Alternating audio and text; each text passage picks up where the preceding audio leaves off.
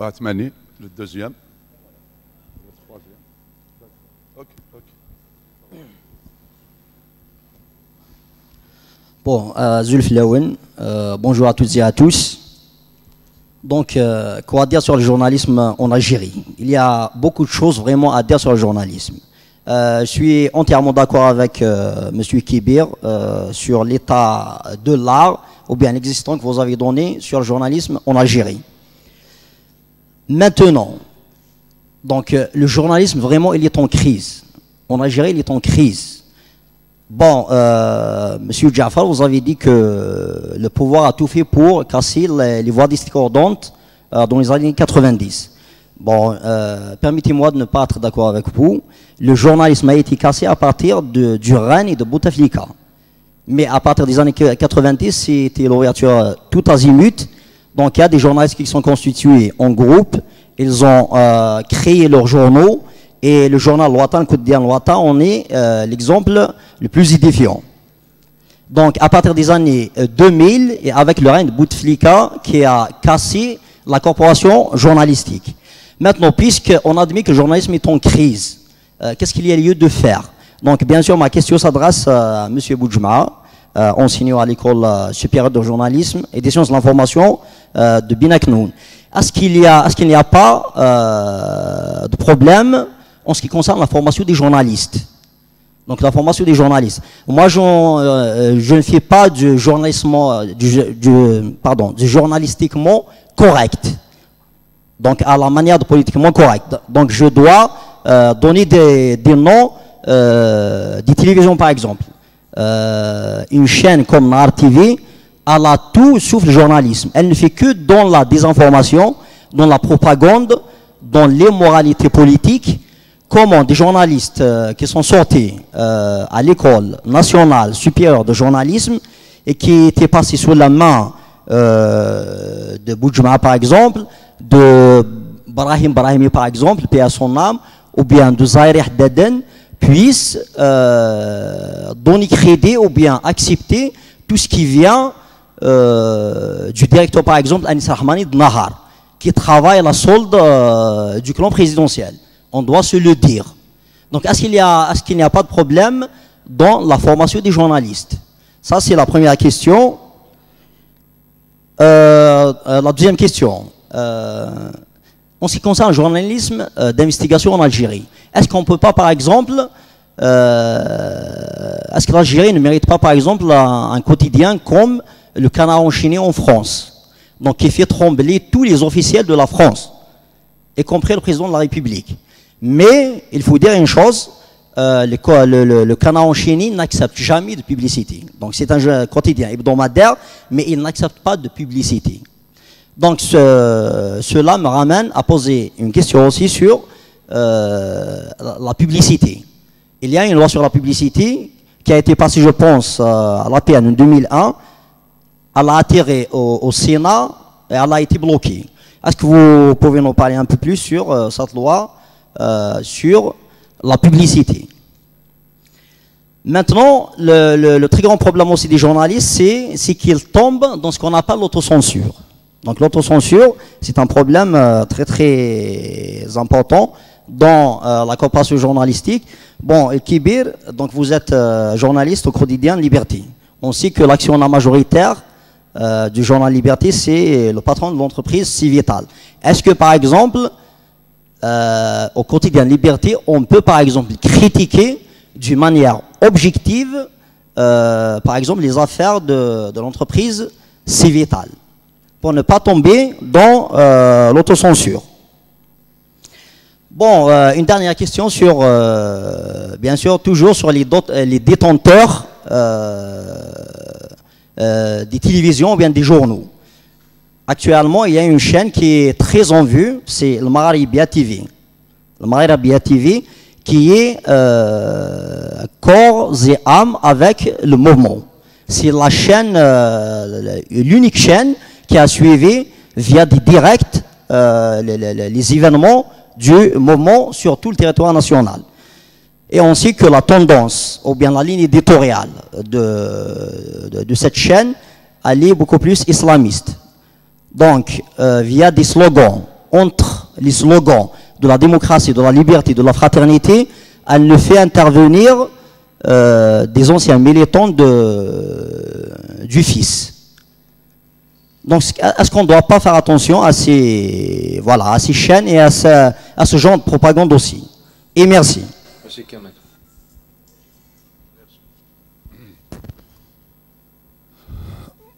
Salam alaikum, Azul Flawan. Merci pour tous les conférenciers. سأتكلم باللغة العربية لأني في الميدان اللغة العربية.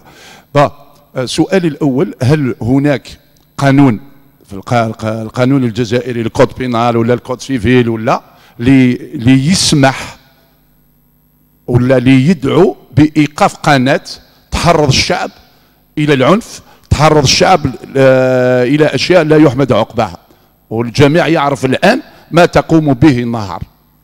Est-ce qu'il y a dans la réglementation algérienne juridique quelque chose dans ce sens؟ هذا الأول.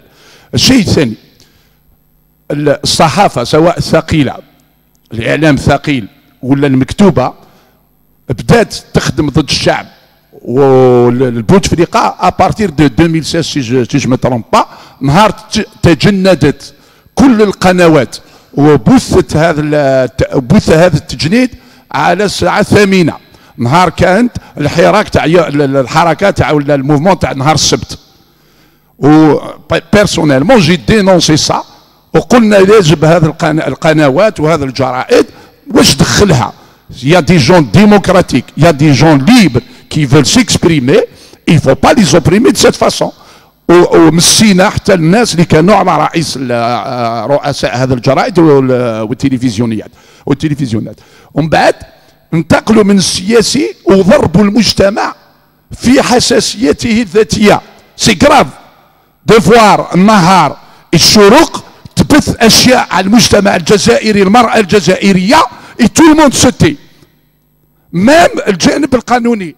حتى لي ماجسترا هذو كانوا سكتوا كيفاش يزيفوا، لان عندنا حقائق.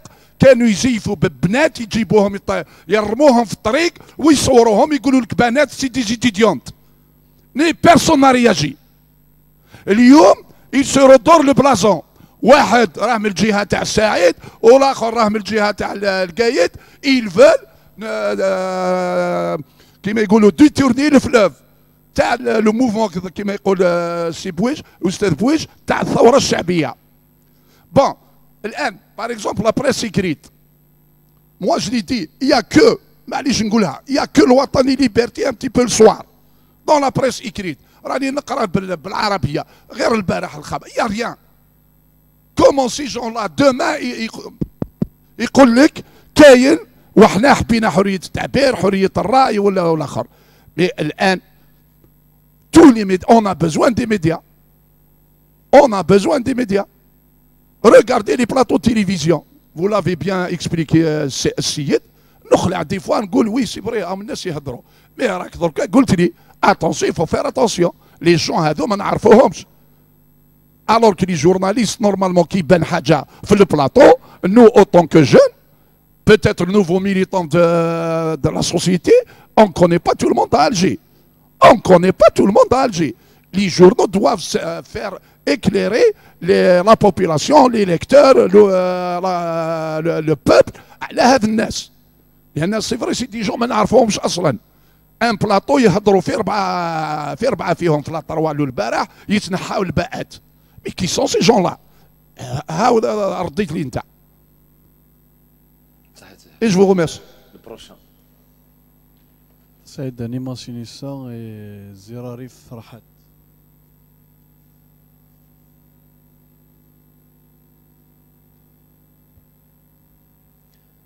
الزلف الاول ثنمرثنون في ثمانية تخمم كل بغي غير تستقسي ذا شو سي غداك ناض حضره ذا شو تستقسي ذا كميد سلي ولا وردي يعجب فيها وردي يعجب فيها ذا شو زمان مسفهم هذا يغال هاث غير تعجب لكم مره يسد امزورو دي استقسان الناس ما كتش ما عرب نغذا قفايلي واش ديران دين الناس نك ضعرف او فانا ربي يعني يلاق ذا فريد ذا شو منصوض على الساعه ولا قرار هذا نسيوه كذا كيف غاز دير سيني ماذا قبايلي نظاره سيني بون ماشي يتمسلي قبايلي سيني كذا عرف اول شويه نرى بوفون خاطر فاكن توالي هناك il n'y a pas d'arabe en Algérie.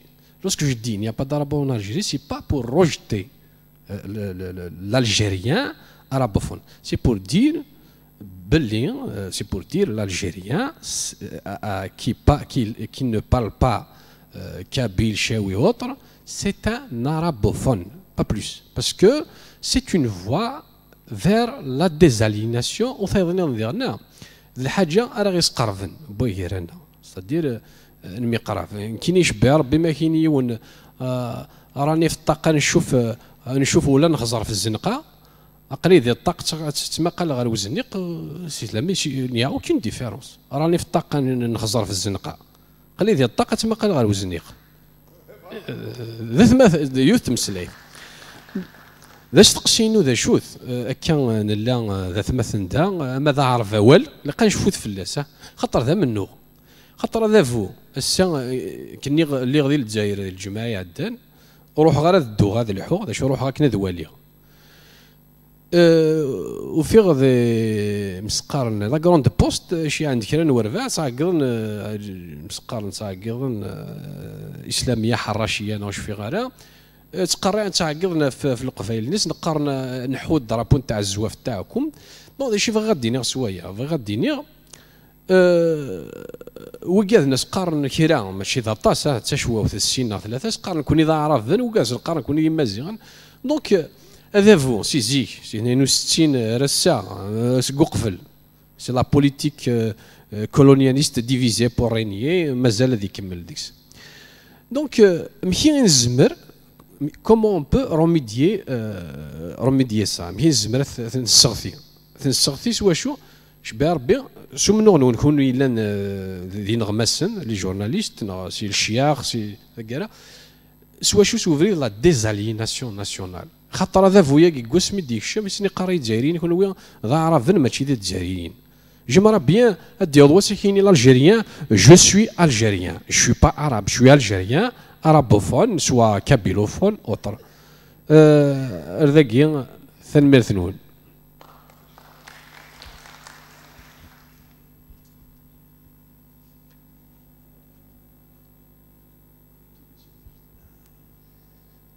Azouf Lawan, bonjour. Je tiens à vous remercier pour certains éclaircissements historiques ce qui concerne la presse.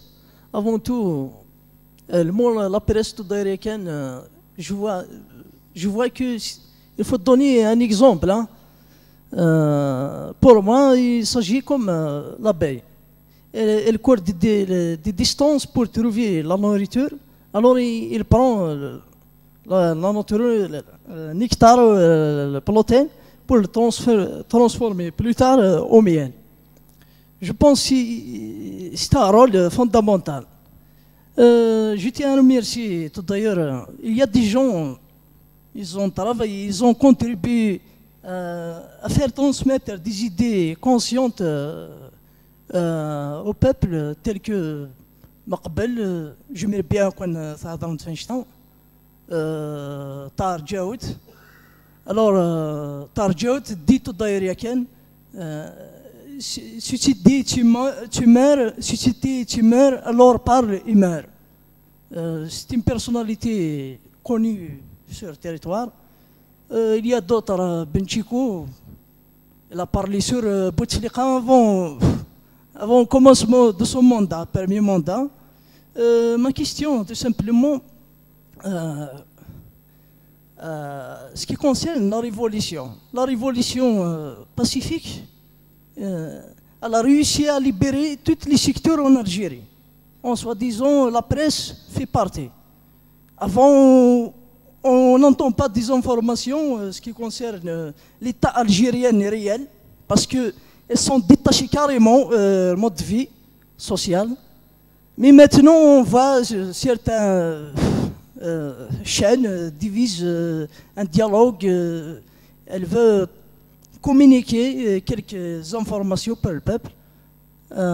Comment peut-on imaginer la presse du futur? puisqu'on est dans une interface, on mérite bien une presse qui répond aux besoins du peuple, non pas aux besoins de président ou d'autres personnes. Et merci. Merci pour les intervenants. Donc on laisse les conférenciers répondre à toutes questions. Il y aura deuxième série de questions juste après.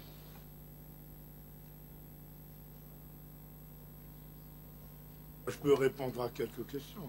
Est-ce que كاين قانون اللي يمنع قناة تبث حوايج تاع الكراهية؟ طبعا، ولكن كاين دستور ثاني اللي يمنع بزاف حوايج ولا تطبق. يعني المسألة هي مسألة في البلاد هذه إلى حد الآن إنه القوانين موجودة ولكن أنا أوكان في يعني ما عندهاش تفعيل. يعني الدستور كامل تفكروا دوكا المادة 102 مي كاع لي زارتيكل تاع الدستور ils sont pas appliqués.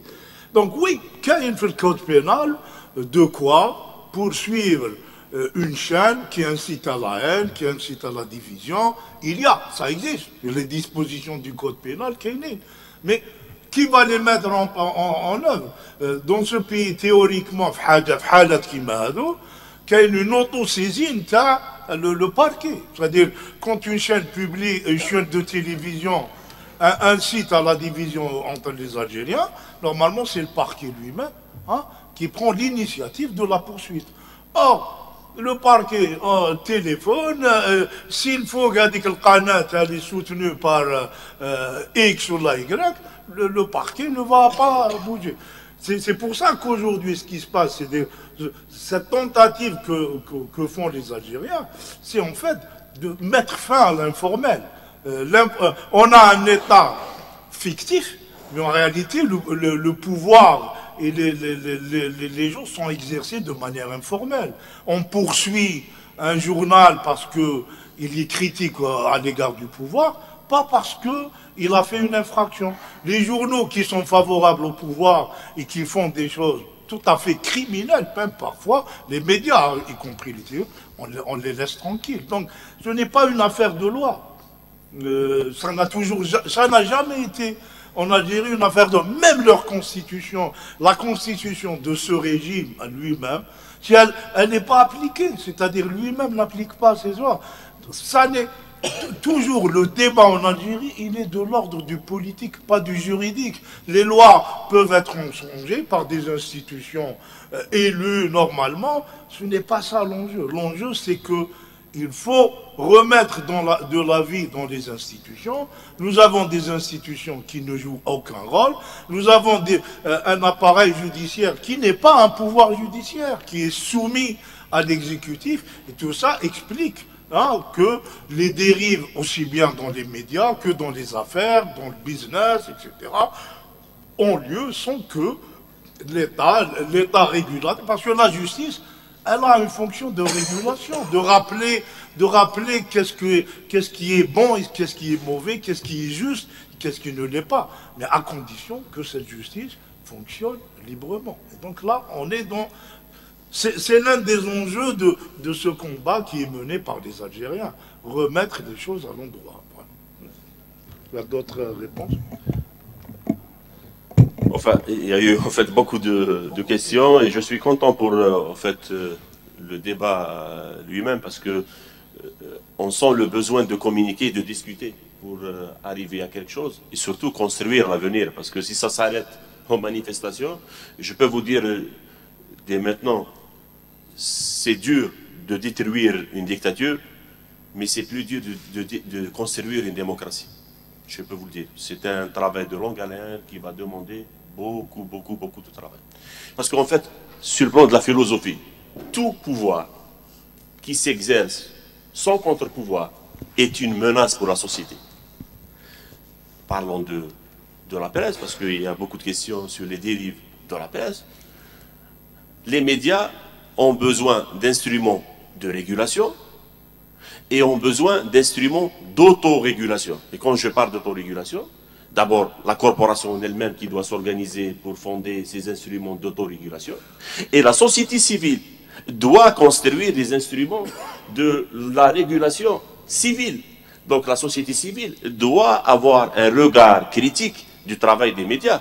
Moi, je ne comprends pas. C'est-à-dire, j'avais même animé l'année dernière beaucoup de sessions de formation pour des journalistes en dehors d'Alger par rapport aux discriminations faites aux femmes dans les médias. Et j'avais même discuté avec quelques petites associations de femmes parce que le mouvement féministe, malheureusement, était une des plus grandes victimes de la décennie des années 90. Parce que, il faut le dire, les décideurs avaient utilisé le mouvement féministe pour régler leur compte avec un courant politique.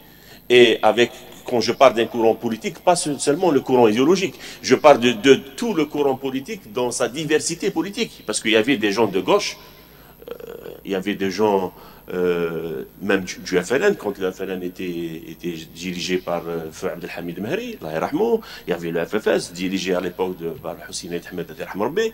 Donc, ces dirigeants étaient victimes aussi des médias et de la presse. Et on a utilisé une partie de la société civile dans le mouvement féministe pour alimenter un faux débat idéologique, pour donner les arguments politiques à un système qui, en fait, voulait sauver le système, pas l'État. Et le temps a donné raison à plusieurs acteurs politiques qui critiquaient, en fait, cette dérive qui était là. Donc, j'avais discuté avec des petites associations de femmes pour leur dire qu'il faut se constituer quand même en partie civile et attaquer en justice tel et tel média en disant on ne veut plus de discrimination faite aux femmes. Et je pense, à l'époque, enfin l'année dernière, et même ça fait 4-5 mois, j'avais parlé avec une présidente d'une association féministe qui me disait mais souvent la justice c'est lent, de toute façon ils vont pas prendre au sérieux notre plainte parce que tel patron il est lié à telle personne au niveau de la présidence, tel patron il est lié à tel cercle au niveau sécuritaire ou administratif, etc. etc.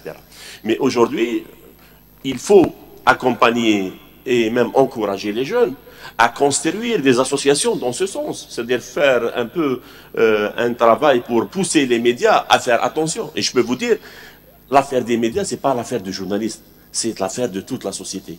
Et les journalistes aussi doivent comprendre que l'affaire de liberté de la presse, ce n'est pas une affaire des journalistes, c'est une affaire liée aux libertés individuelles et collectives de toute la société. On ne peut pas applaudir, par exemple, l'assassinat de X ou de Y sous prétexte que X ou Y ne partagent pas notre opinion idéologique. Il faut bannir la haine, quelle que soit la victime. Il faut bannir l'assassinat, la violence comme instrument d'accéder ou de se maintenir au pouvoir, quelle que soit aussi la victime. C'est dont mon ami Saïd parlait tout à l'heure, c'est le minimum pour construire un état de droit. Et après, il y a des règles, on doit les respecter pour vivre ensemble. Je peux vous dire, moi je voulais bien voir une association algérienne, ST en justice, un média qui faisait dans les stéréotypes et dans les limites du discours xénophobe, raciste contre les migrants subsahariens. C'était de la honte. Comment la Mecque des révolutionnaires produit des médias qui font dans la haine raciale. Chose qu'on n'imaginait pas à un certain moment. Mais c'est l'exercice journalistique qui le prouve malheureusement aujourd'hui. Donc, il faut pousser les gens à construire des contre-pouvoirs. Quand je parle de construire des contre-pouvoirs, ça serait bien demain qu'un groupe de jeunes puisse construire une association pour la démocratie des élections.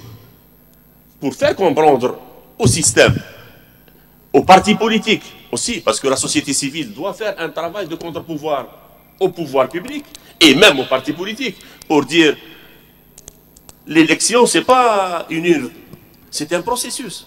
La démocratie des élections, c'est un processus. C'est un processus, c'est un long processus. Donc, il faut pousser et faire la pression sur les pouvoirs publics, sur les partis politiques, pour assurer un processus de démocratie électorale. Et ça, c'est un concept important, par exemple, à développer pour les jeunes qui veulent faire de la politique et qui veulent faire aussi faire un travail dans la société civile. Autre chose par rapport aux années 90, etc., moi, je ne suis pas très d'accord avec vous. J'avais exercé le métier dans ces années et même après. Je vais vous donner des exemples. dans cette époque, d'abord, il y avait l'histoire du logement sécuritaire pour les journalistes. Personnellement, je n'ai jamais accepté le logement sécuritaire parce que je pensais, c'était mon opinion, on a pris tous à sa manière des risques par rapport à notre vie physique. Mais je me disais, à l'époque, c'était ma philosophie, que le logement sécuritaire pour les journalistes était une manière des pouvoirs publics d'isoler les journalistes de la société et nous utiliser après comme support de propagande primaire dans une guerre atroce contre les civils. Hein. Il y avait une guerre atroce contre les civils dans les années 90. Et sur ce plan, je peux vous dire, c'est-à-dire, il y avait des journalistes, il les connaît très bien, Karim Kibir, c'est le journalisme avec des sources anonymes. Monsieur X aurait fait, aurait dit, etc. Et faire le journalisme au conditionnel, c'est la négation du métier lui-même. Et sur ce plan, les Algériens ont été matraqués dans les années 90 avec beaucoup de mensonges, beaucoup de haine, avec des informations où il y avait beaucoup d'intox. Aurait fait X acteurs politiques, aurait rencontré X diplomates à Rome, et que X... Oui, oui, c'est passé dans les médias, ça c'était en 2011, ça c'était en 2000, mais les années 90, j'avais ça. Et dans les années 90, beaucoup de gens, d'individus, il y avait une partie de ces gens qui étaient proches de la tendance islamiste, mais qui n'étaient pas terroristes. Sous prétexte, il y avait des sources sécuritaires, mais c'est des sources anonymes, qui disaient que X appartenait à tel groupe terroriste, le journaliste le publiait sans le respect d'une règle fondamentale du métier. C'est quoi? Recouper l'information. Et même par rapport à cela, il y a un autre principe, Karim Kibir peut me rappeler à l'ordre si j'exagère, s'il va sentir que j'exagère, c'est l'histoire de la séparation entre information et publicité. Je peux vous dire, moi j'ai exercé dans un quotidien, à certains moments, quand je viens le matin et je me sens un peu fatigué, ce journal par exemple bénéficiait de 2 à 3 pages de publicité du groupe Khalifa. Donc je rentre pour casser et prendre le chemin pour retourner chez moi, je leur dis, écoutez, j'ai des éléments d'information sur l'affaire, sur l'argent, d'où vient l'argent del Khalifa, parce que c'était un peu... Donc ça suffisait largement, le chef il vient... C'est bon,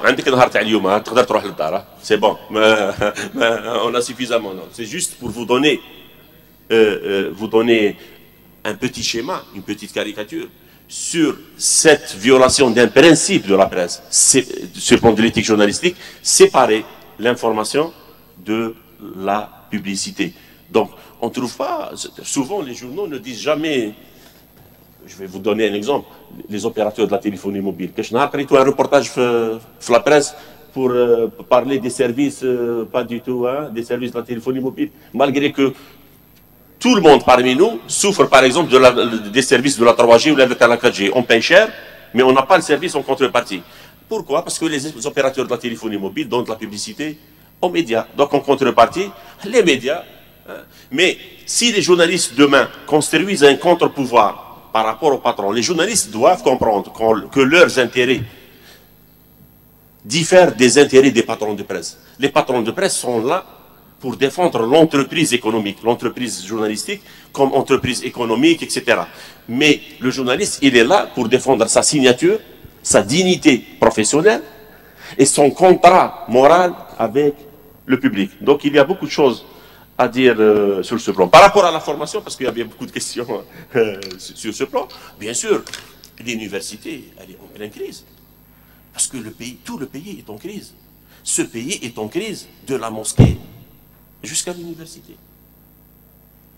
Il y a une crise sur le plan de la gestion du culte, parce qu'on ne s'est pas entendu, parce que la gestion du culte a toujours été une gestion politicienne. L'université a été aussi sujet d'une gestion politicienne.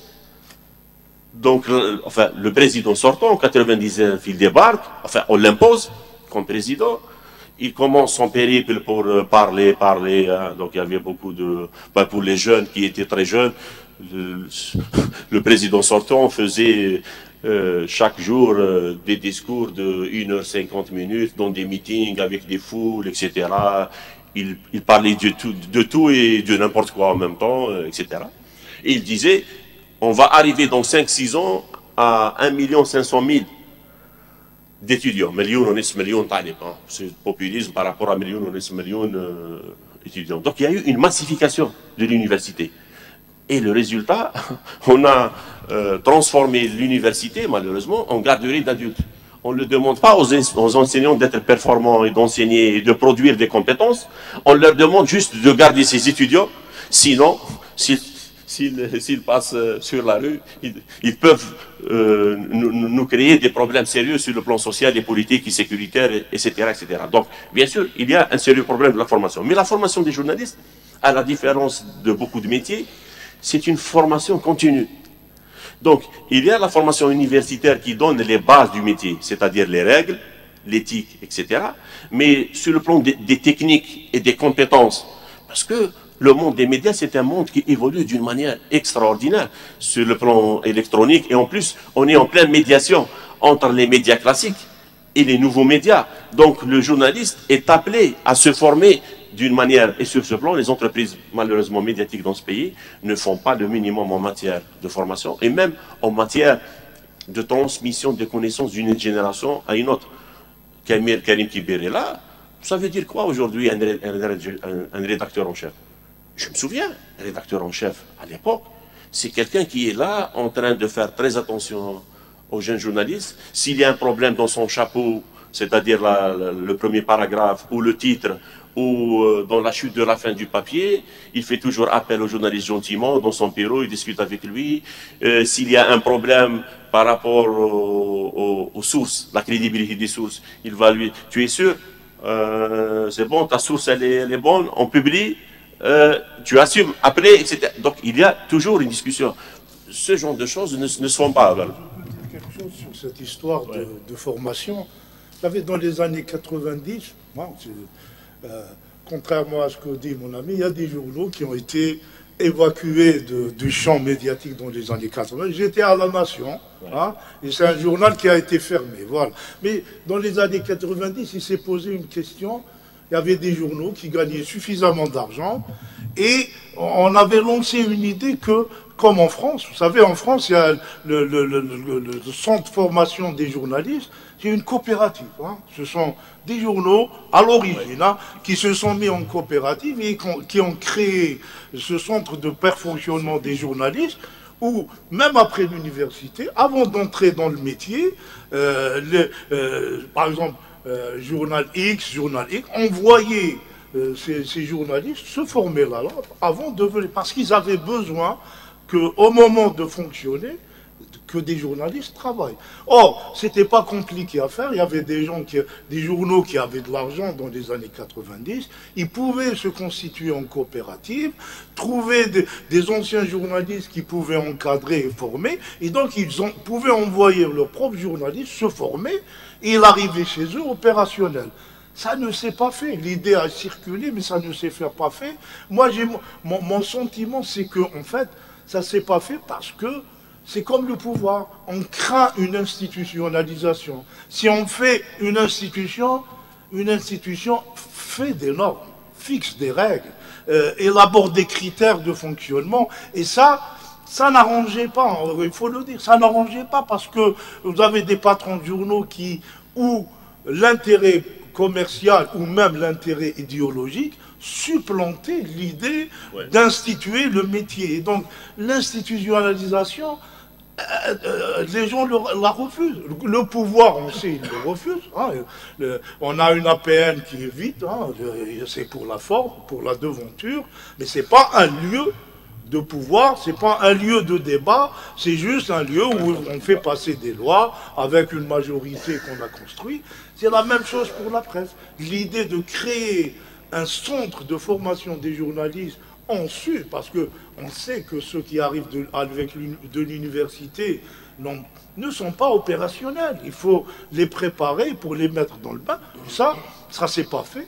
Et j'espère que ça peut se faire à l'avenir. Mais c'est une bonne idée à maintenir. Il faut institutionnaliser des choses. Voilà. Ok, juste dernier point, Mahrez, c'est pour ne pas... C'est juste par rapport au journal français le journal satirique le plus sérieux en France. Comment ça s'appelle d'abord? Le Voilà, le Canon enchaîné. C'est juste pour revenir enchaîné. En fait, on avait un journal qui ressemblait un peu au Canard enchaîné. Il était victime, lui aussi, du coup d'État de 92 et de l'arrêt du processus démocratique, parce que sur le plan de sa ligne éditoriale, il était très critique. Il y avait El Menchar, qui n'était pas très loin, c'était un journal satirique, mais des fois, il publiait des choses un peu sérieuses, mais il a été interdit. Bon, il y avait l'état d'urgence, donc les militaires pouvaient faire ce qu'ils voulaient à l'époque, donc il y avait un peu de ça. Et dernier point par rapport je partage parfaitement l'histoire d'arabophone, kabylophone, etc. Et je pense, et ça y est, c'est révolu ces histoires, on ne pose plus le problème d'une manière raciale. Je pense qu'il faut toujours revenir sur les identités meurtrières de Amin Malouf pour comprendre un peu ce phénomène. Merci. Je ne sais pas si... Moi, je ne vais pas revenir sur la formation. On a posé la question sur l'investigation. Encore une fois, je reviens à dire que le combat des journalistes, il est celui de la société, c'est-à-dire la démocratisation. Le cœur même de la démocratie, c'est la liberté de la presse et la liberté d'expression. Donc il appartient aux journalistes eux-mêmes de mener ce combat. Nous sommes condamnés à le mener parce que on ne peut pas, aujourd'hui, parler d'une presse libre à l'ombre d'un régime, d'une dictature. C'est pas possible. C'est comme si quand on parle de la Corée du Nord, c'est parce que la Corée du Nord c'est une grande dictature, donc il est hors de question de parler de la liberté de la presse ou de la liberté d'expression. C'est lié, c'est la liberté de la presse et la liberté d'expression, c'est l'un des fondements aussi de la démocratie. Donc il appartient aux journalistes de mener ce combat. Ce qui m'amène à dire que parfois, vu l'état de la presse aujourd'hui, on a évoqué toutes les tares qui existent dans les journaux ou dans les télévisions, comment ils sont liés, les rapports à l'argent. C'est pas évident de mener une enquête journalistique, ce n'est pas évident. Pourquoi? Non seulement vous n'avez pas des médias d'abord qui veulent faire ce travail, parce que dites-vous bien que l'enquête journalistique, ça demande de la rigueur professionnelle, du temps, de l'argent, un investissement, et vous devez avoir derrière vous votre média qui va vous défendre, parce que vous risquez de détruire des carrières, vous risquez de mettre des gens en prison. C'est ça je ne parlerai pas de problèmes d'accès à l'information, comme disait Erdogan tout à l'heure, les sources anonymes, alors que normalement on ne devait jamais utiliser les sources anonymes. Où la source est identifiée, auquel cas vous utilisez l'information, sinon c'est pas la peine. Parce que on fait une source anonyme. Moi-même, je peux me considérer comme une source anonyme. J'écris une chose, je vous dis, je vous donne une information selon une source, mais la source c'est moi-même. Est-ce que c'est crédible cette information? C'est pas crédible. Et le fait que nous n'avons pas respecté ces valeurs fondamentales, parce qu'en fait la presse, elle ne défend que des valeurs réellement. C'est ça, elle doit défendre des valeurs. Donc forcément, on manque de crédibilité. Donc je passe sur l'investigation. Il y a quelqu'un qui me pose la question par rapport à la liberté, c'est vital. Moi, je ne vais pas refaire le monde. Moi, je travaille dans un journal qui appartient effectivement à Issa Darbrab. Vous connaissez comment elles sont structurées les entreprises de presse. Donc, moi aussi, je me considère au sein de Liberté que c'est un combat que nous devons mener pour qu'il y ait cette indépendance. Moi, je ne vous cache pas, je ne me rappelle pas, ou du moins, je ne suis pas tenu au courant. Je ne me rappelle pas, c'est-à-dire Issa Darbrab donne des instructions directement qu'il faut traiter tel sujet, ne pas traiter tel sujet. Mais parfois ce sont les responsables à l'intérieur qui font ce travail sans qu'on leur demande, c'est-à-dire d'éviter de traiter des sujets qui, pensant que peut-être il va s'énerver, alors que ce n'est pas le cas. C'est pour ça qu'on revient aussi qu'il y a aussi l'engagement des journalistes ou des responsables de journaux de vouloir faire ce travail qui doit être fait. Après, est-ce que peut-être ils donnent des ordres à des chefs? Mais nous, en tant que journalistes, moi dans la rédaction, je ne suis pas tenu au courant, je ne suis pas au courant. Et par acquis de conscience, moi personnellement, en tout cas, je l'ai toujours défendu, je n'écris jamais sur des sujets sur lesquels je ne peux pas assumer ou je ne peux pas... Il m'est arrivé, on me sollicite pour écrire des papiers, là où je ne sens pas, où je dis non, ça c'est un sujet que je ne traite pas. Ça, soit je ne suis pas qualifié parce que je n'ai pas suffisamment de connaissances sur le sujet, ou bien c'est parce que ça me dérange. Et ça, je pense que ça fait partie de l'éthique. Mais on a ce problème, c'est que nous n'avons pas... Et ça, c'est un combat aussi. C'est qu'il faut qu'on arrive dans les institutions médiatiques, qu'on ait des instruments d'autorégulation, comme dans tous les pays du monde, où à l'intérieur de la presse, les journalistes élaborent leur propre charte. Voilà ce qu'il faut faire, voilà comment on doit fonctionner, voilà comment on doit respecter, et qui doit s'imposer à tous. Malheureusement, nous ne sommes pas encore à ce niveau-là. C'est pour ça que je dis tout à l'heure, comme toutes les franges de la société, les journalistes aussi sont appelés à mener ce combat. Donc c'est un combat à mener. Et je pense que ce mouvement donne cette chance inouïe, parce que pour certains, en tout cas c'est ce que j'ai ressenti, on ne saisit pas encore que nous sommes dans une phase historique. C'est tout le destin de la nation qui se joue. Chacun est concerné. On n'est plus dans la situation où chacun dans son petit coin, il attend la fin des événements. C'est tout le monde qui est concerné. Donc nous, en premier aussi, on est concerné par ce combat. Merci. Juste, on va prendre juste une deuxième série. Qu'a dit, à l'origine, les décrets de mars 90 étaient destinés aux journalistes. L'idée de base, c'était que les journalistes créent des journaux. Il n'y avait pas l'idée que des hommes d'affaires arrivent. Et donc, peut-être que, après, bon, il y a eu des journaux qui sont arrivés parce que, d'ailleurs même, à l'origine, il suffisait d'aller chez le procureur et d'annoncer que je vais faire un journal. Il n'y avait pas d'autorisation préalable. C'était déclaratif. Mais peut-être que l'évolution avec ça aurait dû nous amener, nous les journalistes, à exiger l'idée que dans la loi, on institue la société des rédacteurs avec une petite minorité de blocage pour que les patrons n'imposent pas totalement leur vue. Voilà. On prend une deuxième série de questions, enfin la dernière série de questions, mais essayez s'il vous plaît d'être un petit peu bref, parce qu'il y a une conférence à 14h.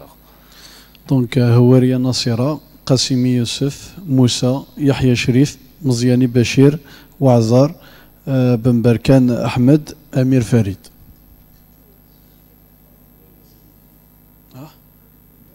Houari Nassira.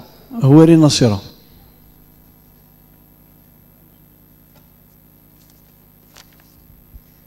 Bonjour tout le monde. D'abord, je tiens à remercier les intervenants. Je tiens à vous remercier pour votre engagement et votre travail de sensibilisation auprès de la société algérienne.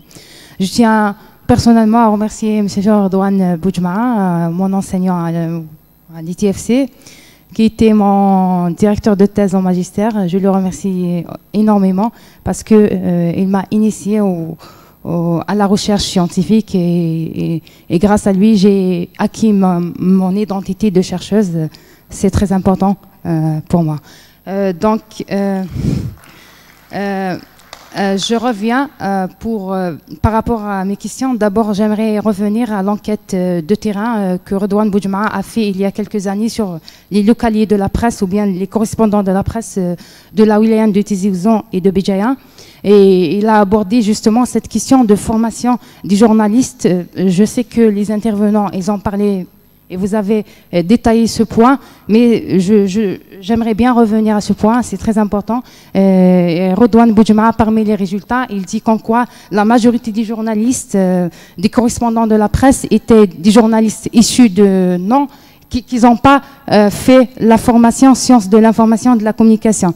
Généralement, c'est des journalistes qui viennent d'autres formations, de sciences de lettres arabes, de sociologie et d'autres formations. Et un autre point, c'est que la majorité des journalistes étaient issus, en fait, des militants dans des partis politiques. Si on cite le cas de Béjaïa et Tizi Ouzou, généralement, c'est le FFS et le RCD. Je pense que c'est un point très important pour revenir à ce qui se passe actuellement, même si l'enquête, ça fait des années qu'on a cette enquête, mais en fait, actuellement, aujourd'hui, on voit dans les chaînes de télévision, beaucoup plus les chaînes privées, on voit ce problème de la déontologie, à mon avis, qui revient beaucoup plus à la question de formation des journalistes. Moi, j'ai remarqué que dans vos interventions, vous n'avez pas cité les chaînes de télévision. Moi, je cite d'ailleurs la chaîne Al-Mararibia. Je peux dire peut-être, dans mes expressions, je peux qualifier cette chaîne, si on peut dire, Akhbath min al-Nizam, si on peut dire, parce que en fait, dans Al-Mararibia, j'aimerais voir dans vos interventions, beaucoup plus dans l'intervention de Redouane Boudjma, puisqu'il est universitaire, j'aimerais bien voir l'aspect populiste des chaînes de télévision algériennes et beaucoup plus la chaîne d'Al Mararibia qui utilise les symboles comme le drapeau algérien, le peuple, les chansons, Mautini, ainsi de suite, pour en fait s'adresser aux sentiments et pas, on voit pas en fait ce qu'on appelle l'absence de l'élite. Et vous avez dit que l'élite, généralement, on présente des leaders de RND et FLN comme des experts, or qu'on ne voit pas le rôle de l'élite. J'aimerais bien savoir, moi j'ai pas de contact et des informations sur ce qui se passe dans les chaînes de télévision privées.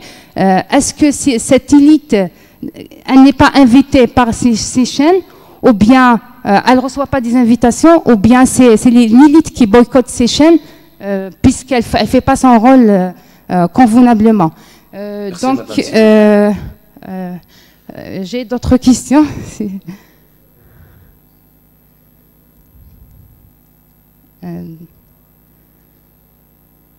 Donc, je résume directement ma question sur comment peut-on sortir. Ma question est adressée à Rabah Kbir.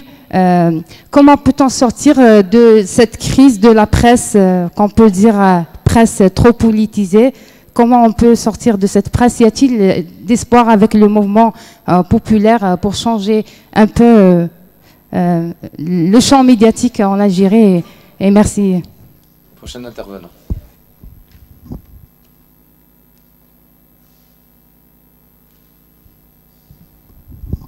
Zulflaoun. Merci pour les conférenciers, pour cette qualité de conférence. Moi, je veux poser une question sur la liberté de la presse. Est-ce que réellement, on a une presse libre? Je crois que la forme de la presse est contraire déjà à la liberté. La forme, c'est une société. Une société, elle cherche le gain.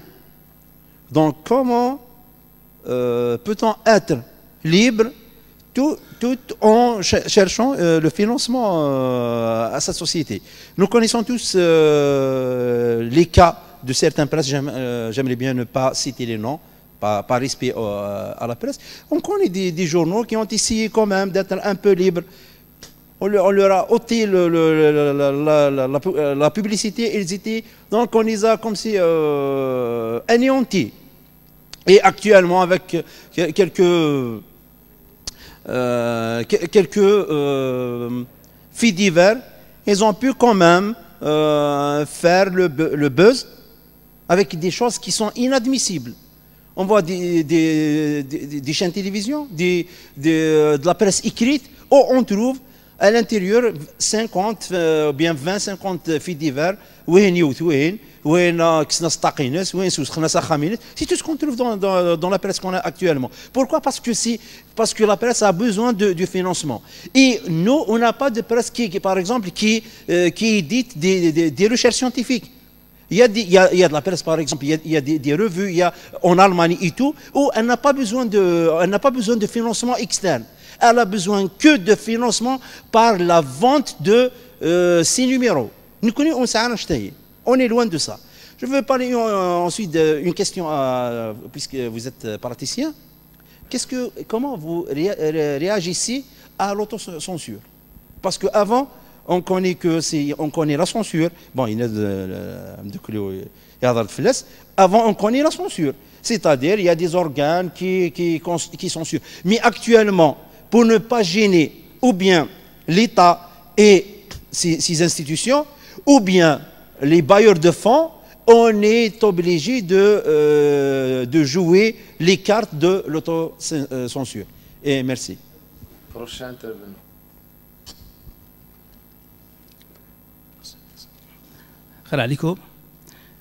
Donc ma première question, je l'adresse au professeur Boujma. Donc vous avez donc parlé des chaînes offshore. Et comment, je ne sais pas, c'est-à-dire moi en regardant, enfin je la regarde pas, pardon, en zappant, voilà, Nahar TV, je m'interroge sur il y a des personnalités quand même de la société civile, du mouvement, donc je citerai par exemple Maître Bouchèche et tout. Il accepte de répondre à l'invitation de cette chaîne alors qu'il la crédibilise, alors que c'est pas ce qu'il faut. Et la dernière image, c'est que sur Facebook, il y a eu quelqu'un qui a eu l'intelligence de voir les deux, donc de Nahar et d'Al-Khabar, par rapport à la couverture de la dernière marche, donc du vendredi de la colère. Donc c'était flagrant, donc du parti pris de cette chaîne, dans le compte de la contre-révolution et par rapport à Al-Khabar. Ma deuxième question, je l'adresse donc à Karim, c'est pas pour participer un peu à ce que tu as dit tout à l'heure par rapport à l'économie des médias, de la presse. Et il se trouve qu'il y a une étude qui vient de paraître en France, c'est-à-dire qui parle de l'évolution du métier métier de journaliste, des médias en général, comment ils doivent évoluer. Il préconise plutôt, donc, parce que c'est créer une société, forcément, donc, on a besoin de capitaux, donc inévitablement, donc, on va chercher ces capitaux auprès des gens qui ont ces moyens-là. On préconise une sorte de fondation. Ils appellent que ça, donc, une fondation. Je ne me rappelle pas bien donc de l'intitulé, mais c'est intéressant d'aller voir de ce côté-là parce que c'est je peux vous communiquer parce que deux c'est des amis, donc Al-Hajj et Karim. Je pourrais vous communiquer le bouquin en question, l'étude en question. Elle est vraiment très intéressante et éventuellement à Mahrez parce que pour la communiquer aux gens qui s'intéressent, parce que je vois il y a dans la salle quand même des gens. Et je reviens à la formation. J'ai eu la chance d'enseigner, que ce soit au niveau de l'INSIM, je suis journaliste, j'ai oublié de le préciser, au niveau de l'INSIM, et ici à l'université de Béjaïa. Ce qui m'a surpris, c'est que, en rencontrant pour la première fois mes étudiants, donc je m'excuse de prendre ça, je ne vais pas m'étaler, c'est juste pour expliquer un peu ma démarche, c'est-à-dire je me présente au tableau et je demande aux étudiants de le faire. Que ce soit à l'INSIM. À l'INSIM, c'est des gens qui sont venus faire, soi-disant, des masters pour devenir responsables en communication. Écoutez bien, hein, responsables en communication, des gens qui payent donc 280 000 dinars par an. Donc c'est des formations de 2 années et demie. Et bien, quand je leur ai posé donc, quels étaient les journaux qu'ils lisaient, à l'INSIM, ils étaient 11 à y prendre part. Un seul seulement sur les 11 lisait des journaux. Idem ici à l'université, donc à la faculté des sciences humaines et sociales, la plupart des journalistes, je peux dire 95%, pour ne pas dire plus, des étudiants ne lisent pas. Donc, et c'est des gens qui ont choisi. Bon, c'est vrai, là, une bonne partie, ils n'ont pas choisi donc, de la filière. Ils se sont retrouvés là par hasard, donc, mais c'est-à-dire par rapport à Saïd, tu parlais de transmission. C'est vrai qu'on est à un âge où on voudrait bien transmettre, mais il faudrait qu'il y ait aussi, au niveau donc de... Il faut qu'il y ait une demande. J'ai l'impression que ça semble changer avec le mouvement. Il y a cette demande, mais auparavant, sincèrement, on ne voyait pas cela. C'était comme ça.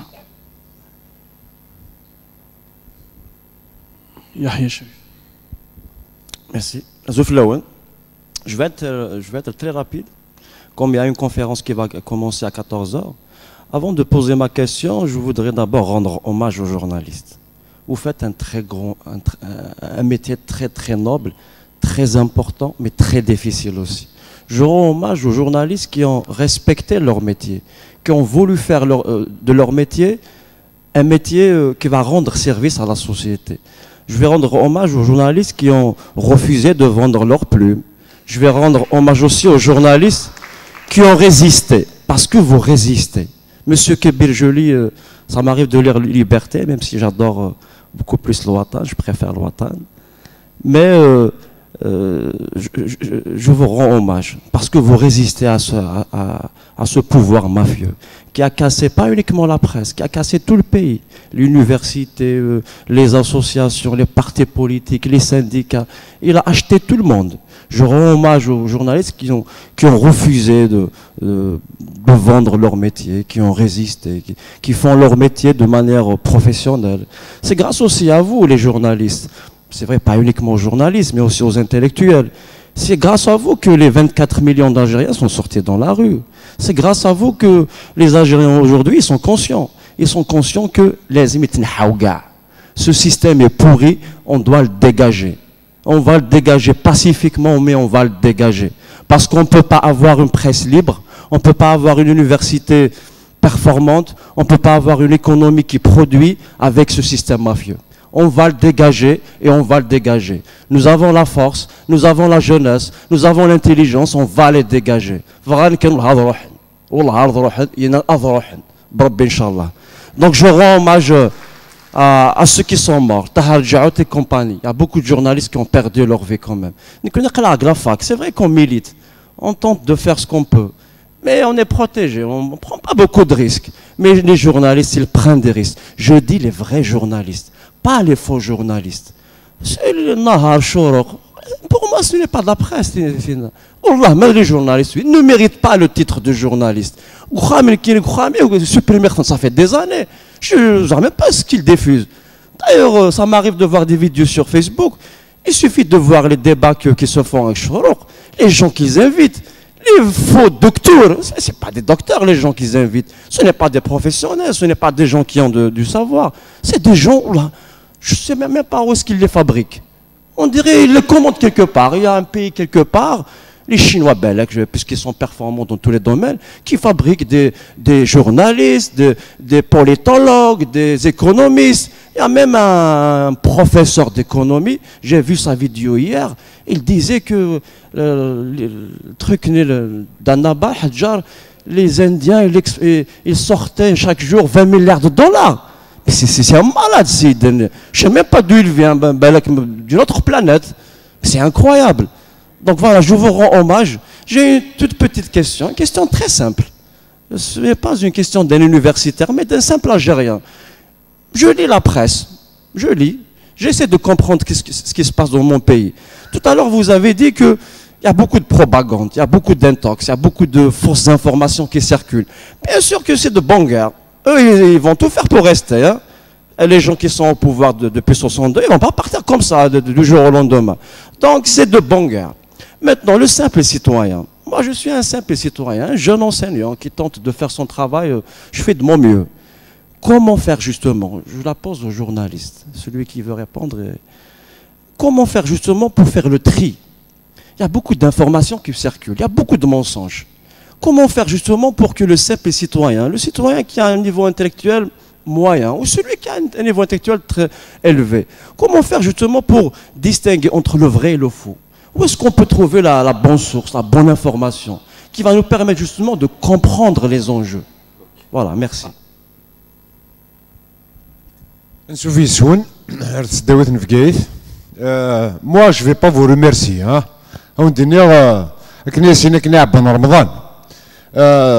Soyez les bienvenus pour le devoir.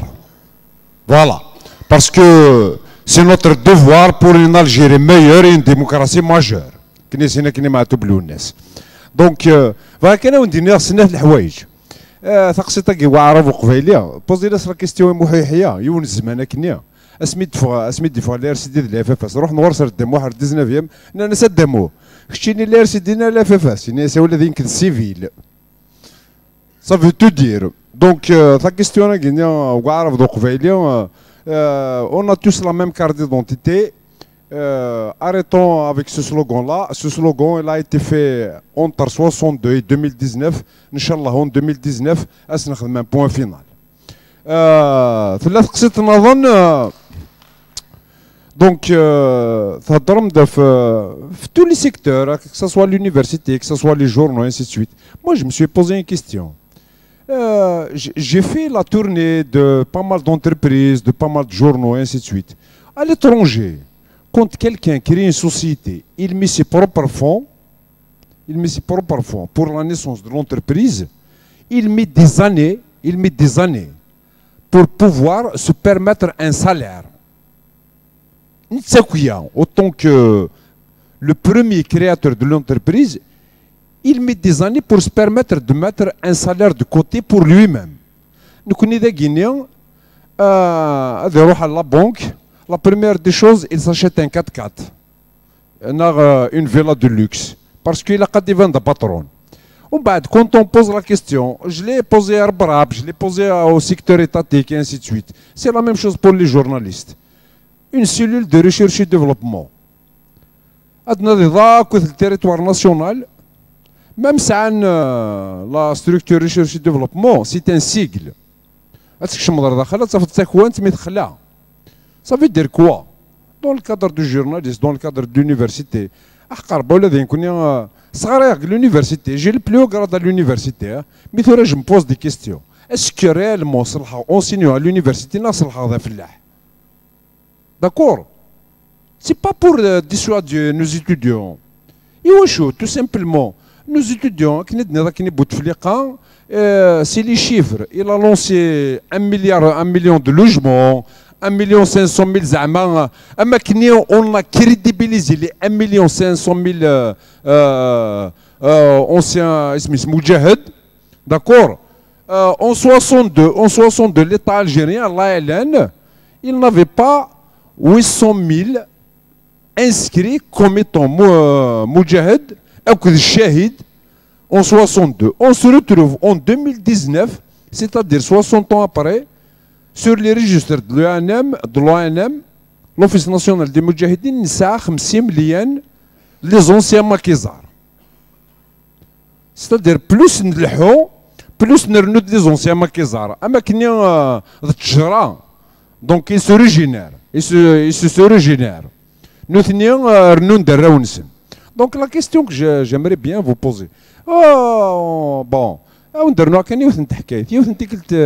il nous a invité quelqu'un, on s'est posé la question. Ainsi de suite. Et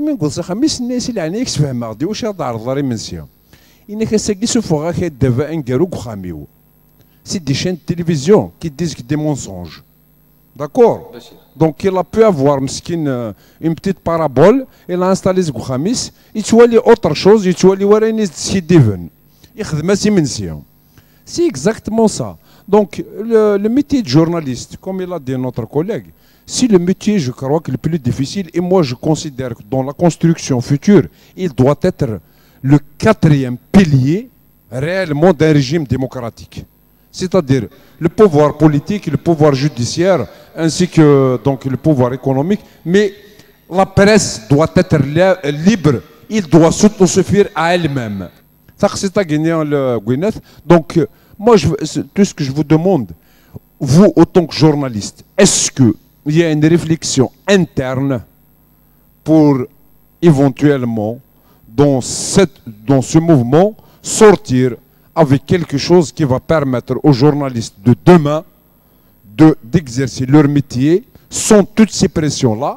Et effectivement, même comme notre collègue qui est de journaliste liberté, je crois que si on annonce un truc pour Brab, étant donné que Brab il est majoritaire à liberté, ça va lui faire au contraire de bien, parce que liberté, étant donné qu'il a investi son argent, ça va marcher plus fort pour lui. Je vous remercie.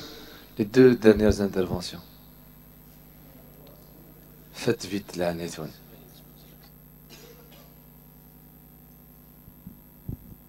بسم الله سلام ربي في الاول مره يعطيكم الصحه انا شي مع اصحاب اليونيفرسيتي ديال النهارده تم جوات بعدنا كي بعد الشماكي في الهضره وتون كنسالتو راه قربا كيكنيو اقلا واحد الموفمون شاب ومن بعد للاسف مره تهضروا سما الا ونيس كان تروميث مليح ونيس تعرف مرتي دوماج برسي باش لا غالب برسي فانا ربي اكيد نقارن كني سوا شنو نتسمن وني قران سوينو قراره ونو قراره سويني قران الا كولا كيتشدو لواحد يونا دياتر ويتا ديالي باش هاد المسجد يوث تايتني بقى كدهضروا غتو كينو لي جورناليست سما باش اتفهم من العباد تمسات كتربه برشا سنسفت كتربه تمشي تبركات دا شو المعنى سكيب الاختصار كدما ولا الموزيس كان المعنى ينس الحرمه برشا قال وقتها يمكن زر الحرمه يمكن تشيلي الحرمه قال وقتها كي تفهم العباد فمش كينو مكان كان اسك الصحويين لا الحرمه يخلي موكان ليك زمت اسك فاهم العباد الحرمه اركز سمتوث كان مي فاهم دار ليك زمت الحرمه لونيفرسيتي اسك سال الحرمه يا خاتيون ليك زمت تمور تسك سال الحرمه يا خاتيون ثمور تدار تكرتيون ثجبان تمره ومن بعد الحرمه ذغن ساعتي لسا مي باش نتفاهم كني لا غالب وترى الدرجه اليوم السلام عليك كنو ادي تفاهم انت لسا الحرمه ولني ثلميرث لعب سلعب ضربي واحد شو وكذا تمثال تكرا سلاسيك تحكيت برسن شباب شي تندحكي مثلا تورا كي تحكيتني نجحازيك انك السلام بليك جحان يسعى ثمغرا الغشي مسلسل مرة غرس وجحان خلا اخزر كي الغشي لحقت اجحان ثلاثة مغرا مش هذا مسا وانا استغلتهم تمغرا دلات اتساني وكسار الغشي مسلسل داك سار قيم ديما نيس لا شو سنا الله الناس يسمر حد الصح ارجيك ذا كذا روحوا يكتب عليهم تسين سجادك ان شاء الله ودينا حتى المرت يعطيك الصحة. Donc ça va être la dernière intervention, c'est ça? Donc, c'est Florent, marhaba Soun. J'ai quelques questions à tous les à tous nos conférenciers et un commentaire à apporter. Donc, tout à l'heure, vous avez cité le rôle de la presse dans ce moment. Donc, la presse complice dont vous venez de nous parler a joué un grand rôle dans ce mouvement, mais un rôle malheureusement négatif. Elle a essayé de défendre. C'est la presse qui a défendu le cinquième mandat. Et c'est après le mouvement ou bien la révolution, c'est la presse aussi qui a essayé de sauver ce régime-là en invitant des journalistes, professeurs, soi-disant journalistes, professeurs et avocats, etc., pour nous proposer des solutions à même de garantir la continuité, etc. Et je me permets aussi de citer l'un de ces gens-là, peut-être que vous connaissez. Et il y a la GEB qui a joué un rôle depuis X-temps, c'est-à-dire dans ce sale boulot. Je me permets de citer son nom. Peut-être il y aura des mécontentements, mais... et bon, voilà, il nous a même proposé une solution chimique comme ça, l'article 2, on va lui rajouter un peu de politique et ce sera une solution qui va plaire à tout le monde. Et voilà, vous venez de citer de la complicité de la presse orientale, mais je ne sais pas si ça tient à l'oublier ou pas, et vous n'avez pas cité la presse ou via les médias français, en l'occurrence notamment France 24. Moi, je ne vois pas la différence entre France 24 et Nahar et tout ça. Je reviens sur la chaîne Magharibia que vous qualifiez de tel ou tel. Moi, je considère cette chaîne comme étant un espace d'expression pour le moment. Même eux, ils le déclarent. Et pour le moment, moi, si tout le monde qui est unanime à dire que c'est peut-être la seule chaîne qui permet à tout le monde de s'exprimer librement. Voilà, je m'arrête là. Voilà, j'ai tout dit, mais j'ai oublié une chose. Le rôle qu'a joué la presse pour, c'est-à-dire mettre ce peuple dans l'hibernation, c'est le fait pour cette presse de contribuer à la généralisation de la pensée unique. Il y a plein d'acteurs, mais c'est grâce à cause de cette presse que la pensée unique a gagné du terrain. Donc comment je parle des perspectives. Quelle alternative, quelle presse dans l'avenir qui peut, c'est-à-dire, je ne sais pas, je préfère poser la question autrement. Quel avenir pour la presse complice? Donc l'alternative, ça vient de soi. Aussi bien écrite qu'audiovisuelle. Je pose une autre question. L'un de nos collègues vient de poser la question de savoir est-ce que la loi prévoit des sanctions pour diffamation. Et vous lui avez apporté des éléments de réponse, il y a des sanctions qui ne sont pas applicables. Moi, je pose la question de savoir comment concilier entre le droit d'information erronée et ce droit, le droit de réponse ou le droit mise au point, à une mise au point. Mais là, c'est-à-dire la réponse sera difficile, notamment lorsqu'on sait que cette désinformation est mise au point. C'est une désinformation au quotidien. Donc, est-ce que cette désinformation au quotidien ne peut pas être érigée en infraction? C'est-à-dire, on appelle ça des journalistes récidivistes.